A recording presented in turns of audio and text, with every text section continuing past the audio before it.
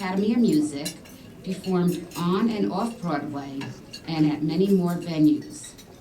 Prior to serving as dean, he served as doctoral education faculty dissertation mentor for the University of Phoenix and director of affairs for the University of Phoenix.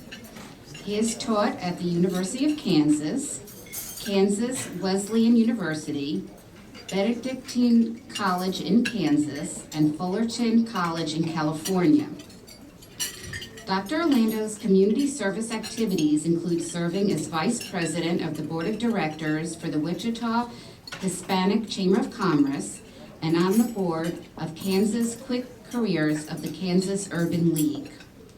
He is also the National Diversity Trainer for the University of Phoenix.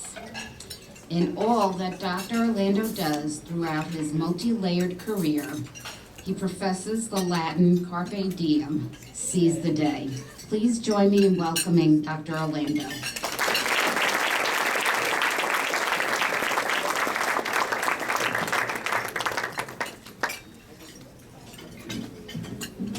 Good evening. I hope you're all enjoying your salads and getting ready for your main course. It's great to be here with you all tonight.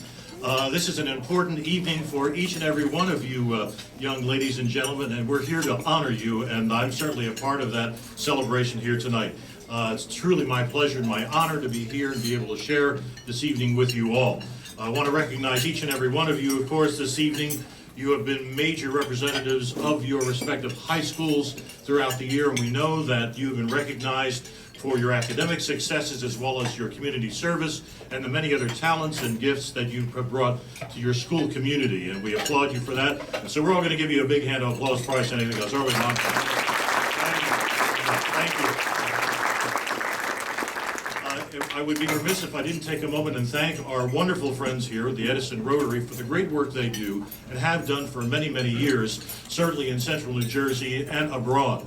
You may know, if you've had a chance to take a peek at the inside of your program this evening, that this is the 15th year for this wonderful event where we recognize the future leaders of tomorrow in each and every one of you. And so we're very proud of the work that they have done. We're thankful for the work they have done in community service and providing direction and inspiration for future leaders and citizens here, certainly in central New Jersey as well as abroad. Because as you know, Rotary International is an enormously important institution and one that has provided service to many, many countries and individuals and countless individuals around the world. And we thank Rotary for their work internationally and certainly right here in New Jersey and for this wonderful event this evening. But this event is really all about you, certainly not about me, although I'm going to share a couple of war stories with you. You are the future, you are the world, to quote an old song that your parents may be aware of. The vision of a future for our country and all of us right here in New Jersey and our community lies in your hands. And I know that may sound a little saccharine, but it's the truth. And tonight maybe you can let me wax just a little nostalgic with you. Because in all honesty, as a former high school teacher right here and just down the highway, I started my teaching career in South Brunswick High School many, many years ago, and then I went over to the west a little bit and taught at North Hunterdon Regional in Annandale, if you drive out 78 a little bit. Following some time I spent at a little college called Trenton State, was a teacher's college and then just a state college, and now I've been away for 40 years and I come back and they changed the name of my alma mater. I believe now proudly I'm a graduate of the College of New Jersey. Is that correct? Yeah. And I have driven to campus. In fact, I was at my first reunion in 40-some years since I've been in the Midwest and in Arizona and Southern California for a number of decades, and got to see the tremendous growth there at College of New Jersey and the wonderful work that's been done to develop those programs. When I was there were about 3,000 students in the undergraduate, graduate programs, and I know it's well over 10,000 students now, and some wonderfully effective programs that are going on. Certainly not to say that that little school down the road here, our state university, Rutgers, has certainly continued to grow and flourish since I've been away too. But for all of you, whether it's college, university, career college, institute, possibly the service, or some other career venue, we want to be sure that tonight we focus on the opportunities that you have in front of you. We know that most of you have probably had an opportunity to meet with a counselor, visited college and university campuses, either here in the state of New Jersey or abroad, or certainly across the country, and probably have plans pretty well laid out. I do have two sons right now, one who's a officially is a junior now at a little college in New York, which brought us back here in Ithaca, Ithaca College, and he's getting ready to move on. He's been through his 3 majors now in the first 2 years, as some of you may know, and that's okay if we need to experiment a little bit sometimes. But he's lit on one that we think is going to work now. I have an older son who's 25, who went through one of the newer education programs at the University of Kansas, which is in Lawrence. There's any basketball fans out there? We hang our heads in effigy because we lost to Kentucky this year for the championship, but we tried real hard, didn't we? It's a marvelous history out there in Kansas. Dr. Naismith was a faculty member there, and so there's a lot of pride in basketball. And neither of my sons play basketball, but they love basketball.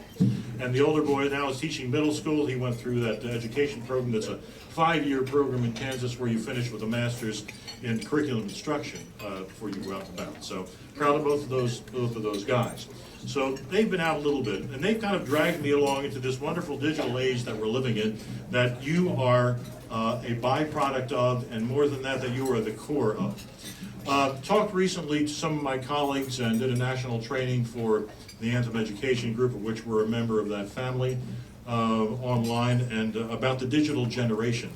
And those of us who may be in our 20s or 30s or 40s or even a little older certainly have heard some of those terms, and to some folks that may be a little quizzical. You, ladies and gentlemen, seniors of the year, outstanding seniors of the year, know what that's all about because it is your generation. In sociological terms, sometimes we talk about generations. We talk about the baby boomers, which is my generation, the silent generation before that came around World War II and before that time.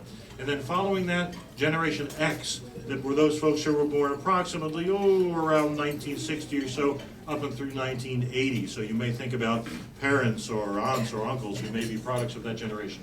And then the exciting Generation Y. Okay, Generation Y, folks born after 1980. This was a generation that were teenagers during the dot-com era, during the time that President Bill Clinton was in office. And during the time, of course, that we look to the turn of the millennium and all the fears about Y2K and the fact that the world was going to come to an end year 2000, and we were all companies and banks and folks were getting computer programs backed up because we just knew something terrible was going to happen because it was going to be the turn of the millennium. And it happened, the turn of the millennium, but the bad stuff didn't happen, so we're happy about that. Then, of course, we had 9/11 that occurred, and the economic challenges that we've been faced with this decade. That last generation, Generation Y, those folks born between about 1980 and up to about the turn of the century should sound pretty familiar to most of you out there tonight. I have 2 little granddaughters, a 6-year-old and a 7-year-old, who were born, obviously, in the first decade of the 21st century, and of course, we're referring to them now as Echo Boomers or Generation Z. We don't know much about them yet, but we do know a little more about all of you out there enjoying your dinner tonight. We know that you were born at a time when you probably grew up with everything digital. You probably grew up being comfortable with an iPod, with touch screens. Probably don't know a lot about some archaic modes of communication. And as an old music teacher and a performer, I'm going to talk to you a little about that. Some of you may know or may not know that when I was about your age, I went to school at a little regional school district outside of Trenton. There were about 4 or 5 high schools down there in Regions. Hopewell Township back then. Now it's called, I believe, Hopewell Valley Regional. A small suburban high school, 600 kids in the whole school, 182 in my graduating class. Homogeneously grouped, that is, we stayed with the same kids all the way through high school. I was in the college prep class. I was in the top group of 30. I was always the lowest one in the top group of 30. Didn't do a lot for the ego back in those days. Somehow survived. I was with all the smart kids, but I helped them set the curve whenever they were grading geometry and algebra and Spanish class, that sort of thing. But in any event, during that time at school, I guess, I'm a second generation American born.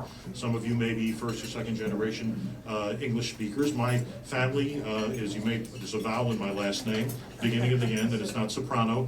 But I do, no humor here. Okay, we're going to move right along to the next course. And, but no, music was always very important. I didn't have any professional musicians in my family, but my grandfather had played in a little church brass band on special feast days